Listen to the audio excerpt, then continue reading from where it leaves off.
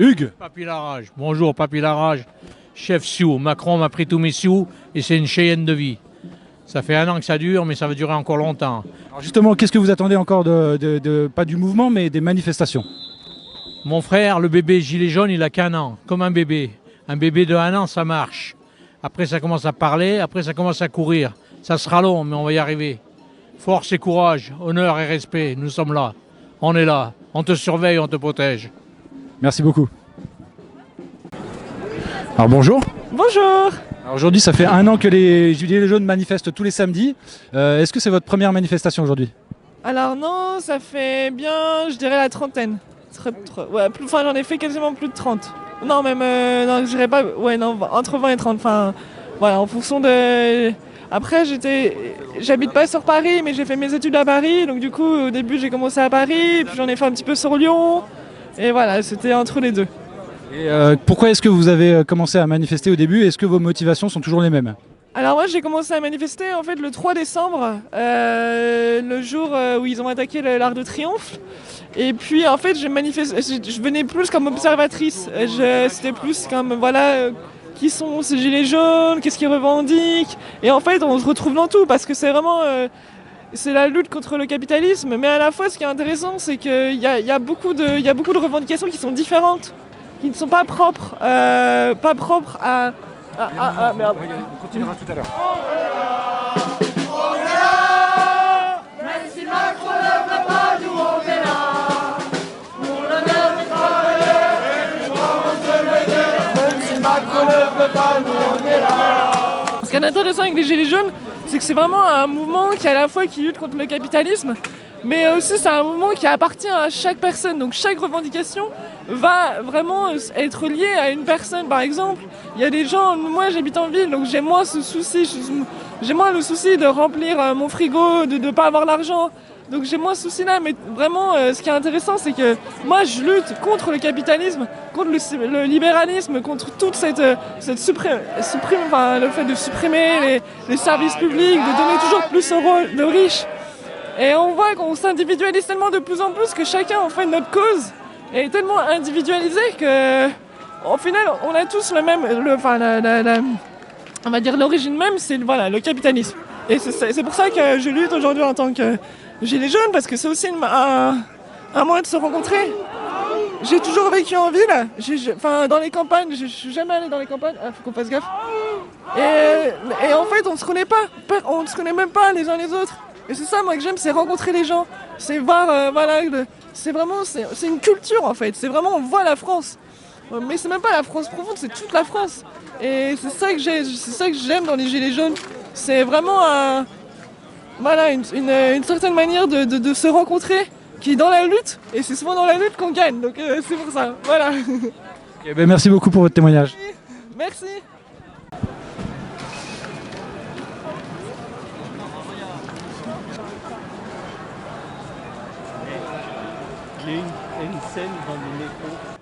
Bonjour madame. Bonjour. Alors vous êtes venu aujourd'hui manifester pour les 1 an des Gilets jaunes. Quelle est votre motivation principale aujourd'hui pour venir ici? Faire en sorte que les taxes baissent, qu'il y ait un rééquilibre au niveau des impôts, qu'il y ait un rééquilibre au niveau de la répartition de l'argent public tout simplement. Voilà, moi je ne suis pas contre le fait de payer des impôts. Je ne suis pas contre le fait que les taxes augmentent, etc., mais que ce soit valable pour tout le monde et pas simplement pour une certaine catégorie de personnes. Payer des impôts, oui, à condition qu'on ait le service public qui suive derrière aussi, parce qu'on paye des impôts, on ne sait pas pourquoi, puisque l'éducation nationale est de pire en pire, le système de santé est de pire en pire, même notre système d'armée, malheureusement, quoi qu'on puisse en dire, ils ont de moins en moins de moyens aussi. Voilà, l'argent va toujours au même. Voilà, moi je travaille, je suis mère célibataire. On est là à me sucrer un peu plus mes aides. Sous prétexte qu'il n'y a pas d'argent, sauf qu'à côté de ça, on fait des cadeaux pour l'impôt sur la fortune. À côté de ça, on ne va pas chercher l'argent sur les grandes multinationales qui ne payent pas d'impôts en France. Ou les très riches qui font de l'évasion fiscale. Les très riches qui font de l'évasion fiscale, exactement. Donc voilà, il est temps qu'on rééquilibre la balance. Alors justement, comment vous voyez, le mouvement va entamer sa deuxième année d'existence. Comment vous voyez cette deuxième année? Toujours des manifestations ou des choses en plus? Bah écoutez, moi ça fait 1 an que je viens. Je suis venue longtemps, tous les week-ends, depuis le 17 novembre 2018. Je suis venue quasiment tout le temps jusqu'à l'acte 30 à peu près. J'y suis venue un peu moins à cause du fait que j'ai un enfant qui, voilà, à un moment donné, il y a beaucoup de personnes qui me disent nous on peut plus te le garder. Comment je vois les choses évoluer, à vrai dire, j'en sais absolument rien. J'aimerais qu'il y ait une prise de conscience de la population générale.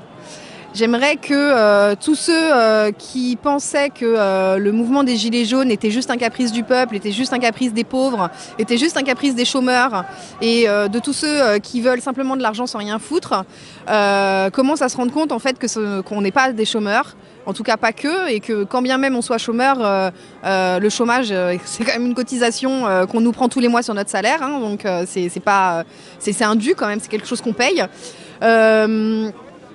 J'aimerais que ces gens-là, en fait, que tous ces gens qui ne se sentent pas concernés jusque-là commencent à ouvrir leurs yeux, commencent à s'orienter sur des médias différents que ceux qu'on voit à la télé et à y chercher les informations autrement que ce qu'on veut bien leur donner, quoi. Et du coup, est-ce que les Gilets jaunes ne devraient pas soutenir, peut-être encore plus que ce qu'ils font déjà, soutenir les médias alternatifs, les médias citoyens, et voire créer leur propre un média citoyen, Gilets jaunes, et pour justement faire entendre la voix aussi bien sur Internet que pourquoi pas dans le métro avec des journaux gratuits, etc. etc. Oui, alors, mais tout à fait, mais pour ça il faut les fonds. Et donc il faudrait créer une banque citoyenne révolutionnaire pour justement pouvoir financer ces projets. Oui, tout à fait. C'est une idée, mais le problème, c'est qu'il y a énormément d'idées. Pour moi, ce qui pêche vraiment dans ce mouvement, c'est le manque de cohérence, en fait. C'est-à-dire que tout le monde a beaucoup d'idées, et de très très bonnes idées pour le coup. Et le problème, c'est qu'on ne sait pas se rallier les uns aux autres pour justement faire mûrir ces idées et les faire fleurir et les mettre en place. Voilà. Pour moi, c'est ce qui pêche. Voilà. Ok, merci beaucoup pour votre témoignage et votre analyse. Je vous en prie. Bon courage. Faites attention à vous. Bonjour monsieur. Bonjour. Alors aujourd'hui, c'est les 1 an du mouvement des Gilets jaunes. Pourquoi vous avez choisi de venir manifester aujourd'hui? Écoutez, déjà, ça fait 53 week-ends, 53 samedis que nous sommes dans la rue, par plusieurs mécontentements du gouvernement. Ce dernier ne nous entend absolument pas. Il nous a envoyé les cacahuètes quand Paris était en feu. Visiblement, les cacahuètes, c'est pas suffisant parce qu'en parallèle, c'est pas une petite prime d'activité qui va compenser toutes ces hausses, parce que le carburant continue à partir, les cigarettes continuent, l'électricité a pris 8% en 6 mois. Là, en parallèle, M. Macron, sans autorisation ou sans concerter le citoyen, vend les aéroports de Paris. Donc ça, moi, personnellement, c'est une très grande colère. Et j'invite tout le monde, justement, à signer cette pétition afin d'avoir un référendum. C'est la raison pour laquelle nous voulons le RIC et non le RIP. Parce que le RIP, son RIP à lui, c'est un RIP comme Ripou, c'est 10% du suffrage. Donc c'est du corps électoral, on va dire. Donc c'est quasiment impossible que l'on obtienne 4,7 millions de signatures. Et ça, que si c'était le RIC, ce serait différent.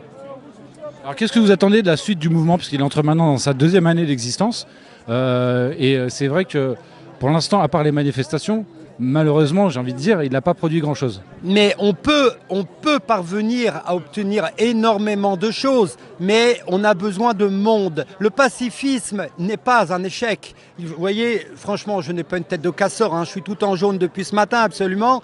Donc, simplement, je suis un citoyen déterminé. Et là, nous sommes à l'acte 53, 54, acte 100, je serai toujours dans la rue, parce que mon portefeuille, ou plutôt mon pouvoir d'achat, ça me nuise au fur et à mesure. Ça, c'est une chose. Là, je parle de l'aspect pécuniaire. Mais mais il y a l'aspect démocratique. Est-ce que vous pensez que c'est normal, un parent, on lui oblige 11 vaccins obligatoires? Je pense que c'est le seul pays au monde. En Allemagne, vous choisissez le vaccin. Nous, en France, 11 vaccins obligatoires. Ça, c'est la vaccination. Mais en parallèle, vous avez de l'aluminium comme adjuvant dans ces alus. Hein. On voit aujourd'hui le nombre d'autismes en forte augmentation, les scléroses en plaques et tout ça. Est-ce que c'est normal qu'un enfant soit vacciné contre l'hépatite B ou choses comme ça? Bon, là, on a parlé tout à l'heure des aéroports de Paris, la Française des Jeux, Engie, les barrages. Là, c'est la loi Pacte. Est-ce que c'est normal? Donc, comme je vous disais, le pouvoir d'achat, c'est une chose, mais c'est la démocratie. On ne peut plus rien dire. Bientôt, on sera pucé et on ne pourra plus rien dire. On va être géolocalisé en permanence. C'est un scandale. Alors vous disiez que vous aimeriez qu'il y ait plus de monde dans le mouvement des Gilets jaunes. En même temps, il y a déjà beaucoup de monde dans le mouvement des Gilets jaunes. Ce n'est pas juste 10 ou 100 personnes, c'est vraiment des milliers, des dizaines de milliers, des centaines de milliers de personnes qui se sont mobilisées. Donc c'est quand même énorme. Est-ce que le mouvement n'a encore plus besoin d'organisation? Est-ce qu'il n'aurait pas besoin encore plus d'organisation finalement? Parce que c'est vrai que les actions dans la rue, c'est une chose.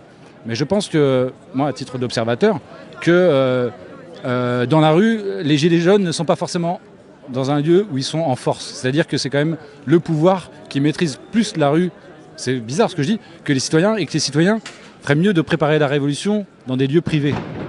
Alors, je n'aime pas trop ce mot révolution. Je préfère quand même résistance, parce que la révolution, moi, ça me fait penser à des gens qui tombent par terre, morts par balle ou choses comme ça. On a vu ça en 29, hein, bref, d'autres. Oui, la révolution en 1789, entre autres, hein, 68, machin. Il y a eu de nombreux dégâts, des victimes. Avant de parler gilets jaunes, il faut parler de citoyens. Je pense que c'est la priorité et le citoyen, que l'on ait une blouse blanche, hein, que ce soit les pompiers qui ont été réprimés il y a un mois, hein, c'est la même chose. Pour moi, il faut une convergence. Il faut que le citoyen se réveille. C'est parce que le mouvement du gilet jaune, bon voilà, c'est pour être visible. Mais s'il faut enlever le gilet, c'est pas un problème. Ce n'est pas un problème. Alors, comment vous expliquez qu'aujourd'hui, il n'y a pas encore assez de convergence au niveau des manifestations? C'est-à-dire que ceux qui manifestent pour la santé et l'hôpital, notamment les professionnels du secteur de la santé, il n'y a pas plus de gilets jaunes avec eux et qu'eux-mêmes n'aillent pas plus au mouvement des gilets jaunes. Alors, effectivement, chacun fait sa manif. Tantôt c'est le mardi, c'est le mercredi, c'est le jeudi. Mais j'ai cru comprendre qu'en décembre, il y avait les blouses blanches qui allaient manifester un samedi. Donc ça, c'est un pied en avant. Et là, il faudra que pour moi, j'y serai avec les blouses blanches ce samedi. Voilà, il faut la convergence et c'est vraiment pour moi indispensable. Dans le pacifisme, je parle. Hein. Après, quel sera le comportement de certaines personnes? Personnellement, et j'insiste bien ce mot, il faut rester pacifique. Merci beaucoup pour votre témoignage et votre analyse. Allez, au revoir. Donc là, on dirait qu'il semblerait qu'ils sont en train de nasser la place d'Italie et que voilà un canon à eau qui arrive.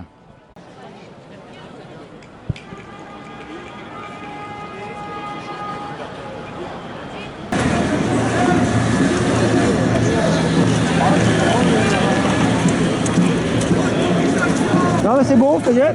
Ça passe. On a été la police une semaine.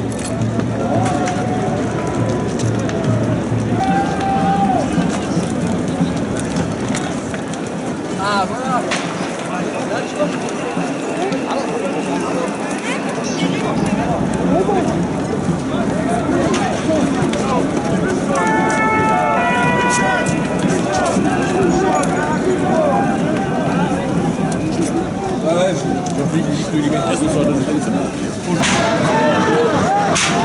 C'est la peau.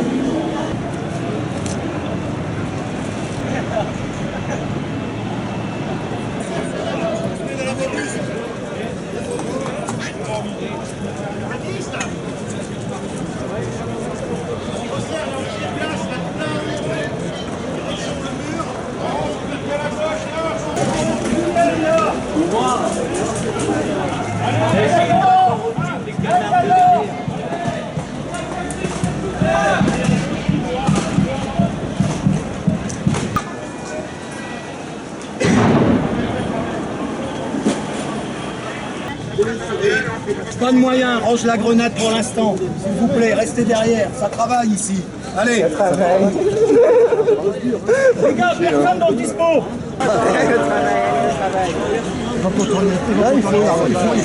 Bonjour monsieur. Bonjour. Alors je précise que nous faisons cette interview avec un fond dans l'air qui flotte, une odeur de gaz lacrymo assez prégnante. Bah ça, il n'y a que ça du gaz depuis tout à l'heure. Hein. Depuis 1 heure, on est sous un nuage, un brouillard hyper épais de lacrymo. Et c'est vraiment la première fois depuis tous les actes que j'ai faits de Gilets jaunes qu'il y a eu autant de répression. C'est un scandale là, ce qui est en train de se passer aujourd'hui dans notre démocratie. Là on est près de Place d'Italie, qu'est-ce qui s'est passé? Et ben, ce qui s'est passé, c'est qu'il y avait une manif déclarée. Donc on s'est tous pointés pacifiquement. Il y a eu quelques poubelles qui ont brûlé. Et l'Allemand, il a décidé d'interdire la manifestation. Et derrière ça, on était encerclés déjà depuis le début. Et les flics, ils ont décidé de nous envoyer des lacrymos en masse. Donc ceux qui sont venus pensaient que la manifestation était déclarée et autorisée. Ouais, c'est ça. Ouais. C'est un peu un traquenard qui nous a tendus. Non seulement c'est un traquenard, en plus quand il y avait certains manifestants qui essayaient de sortir de la NAS, les flics les bloquaient et les repoussaient vers les gaz. C'est-à-dire qu'en fait, on arrive à des barrages de flics, ils nous enlèvent nos équipements de protection, et une fois qu'ils nous gazent dans tous les sens, ils nous empêchent de partir, ils nous obligent à respirer ces gaz. Et qu'est-ce que vous espérez, vous, à titre personnel, de la suite du mouvement? Là, c'est compliqué de répondre à cette question parce que, en vrai, vu la répression qui est mise en place par la police, on ne voit pas exactement qu'est-ce qu'on peut espérer de bien en vrai. Hein. Okay. Merci beaucoup pour votre témoignage. Merci à toi. Bonjour monsieur. Bonjour. Alors il vous est arrivé une mésaventure, est-ce que vous pourriez raconter s'il vous plaît? C'est-à-dire que j'allais partir de l'autre côté là-bas et je passe à côté d'un cordon de police et il me fouille, je demande le RIO. Le RIO, vous pouvez expliquer pour les internautes? C'est le numéro de matricule obligatoire que tous les policiers doivent avoir sur soi, visible bien entendu, qui est de 7 chiffres. Et là le policier en question m'a dit non, j'ai pas de RIO, il a brûlé. De toute façon on n'en a pas, etc. Voilà. Et ils n'ont pas voulu me donner le RIO et donc du coup ils m'ont fait la fouille complète et ils n'ont pas le droit quoi. Normalement le RIO c'est obligatoire pour tous les policiers, tous les CRS, tous les gendarmes.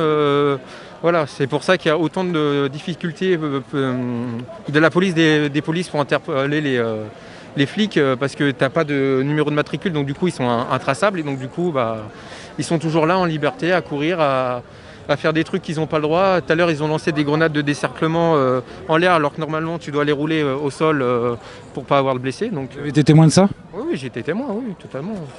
Merci beaucoup pour votre témoignage. Oui, bonne journée.